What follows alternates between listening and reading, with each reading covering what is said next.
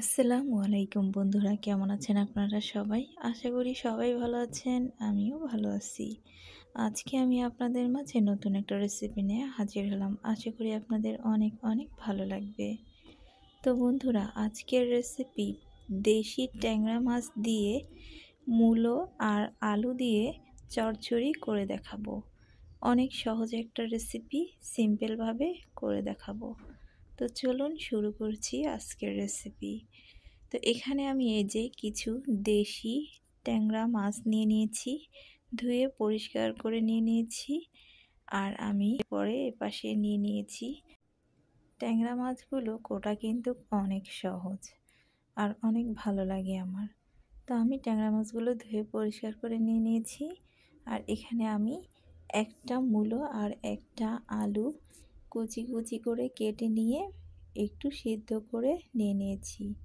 সিদ্ধ করে মূলার গন্ধটা চলে যায়, সিদ্ধ করে গরম পানিটা ফেলে দিয়ে ধুয়ে পরিষ্কার করে নিয়েছি।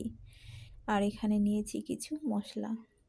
তো প্রথমে আমি এখানে একটা কড়াইতে দিয়ে দিয়েছি কিছু পেঁয়াজ, কাঁচামরিচ এবং রসুন বাটা, আদা বাটা, জিরা বাটা, আর দিয়ে দিচ্ছি পরিমাণ মতো হলুদের গুঁড়া আর পরিমাণ মতো লবণ।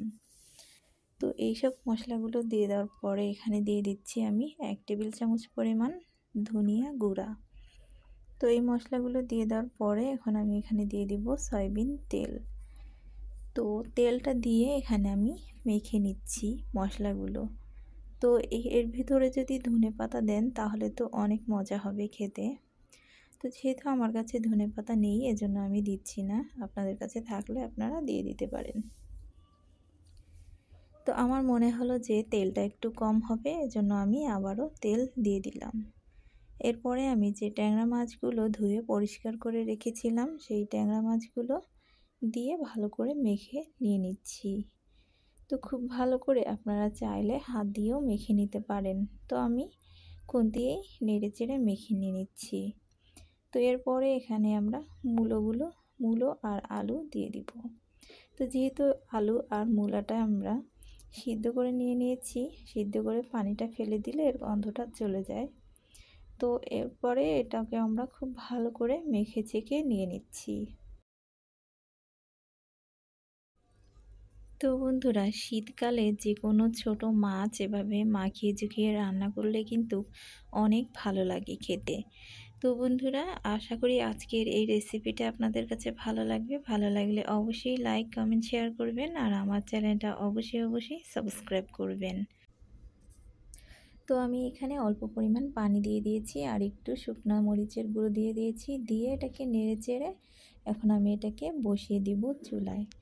তো চুলায় কিছুক্ষণ রান্না করার পরে দেখুন এটার কালারটা কতটা সুন্দর আসবে। তো বন্ধুরা, এটা আমার কিছুক্ষণ রান্না করে নেওয়া হয়ে গেছে। দেখুন প্রায় হয়ে আসছে, বলতে এটাকে আমি একদম শুকনো শুকনো করে ফেলবো, যাকে মূলো আর আলু আর ট্যাংরা মাছের চচ্চড়ি। তো দেখুন এটাকে আমি একদম শুকনো করে ফেলবো। তো দেখুন অবশেষে আমাদের ট্যাংরা মাছের চচ্চড়িটা হয়ে গেছে, মানে মূলো আর আলুর ট্যাংরা মাছের চচ্চড়িটা। তো এখন আমি এটাকে নামিয়ে ফেলবো, একদম শুকনো শুকনো করে ফেলেছি।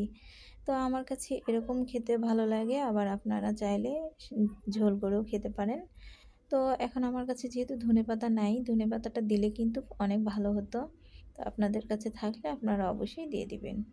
তো বন্ধুরা, আশা করি আজকের এই ট্যাংরা মাছ আর আলু মূলো দিয়ে রান্না করা আপনাদের কাছে অনেক ভালো লেগেছে। তো ভালো লাগলে অবশ্যই লাইক, কমেন্ট, শেয়ার করবেন। আর কে এই রেসিপিটা পছন্দ করেন অবশ্যই আমাকে কমেন্ট করে জানাবেন। তো খেতে কিন্তু অসাধারণ হয়েছে, কালারটাও অসাধারণ হয়েছে, মাশাআল্লাহ। তো বন্ধুরা, আজকের মতো এখানেই বিদায় নিচ্ছি। আল্লাহ হাফেজ, সবাই ভালো থাকবেন।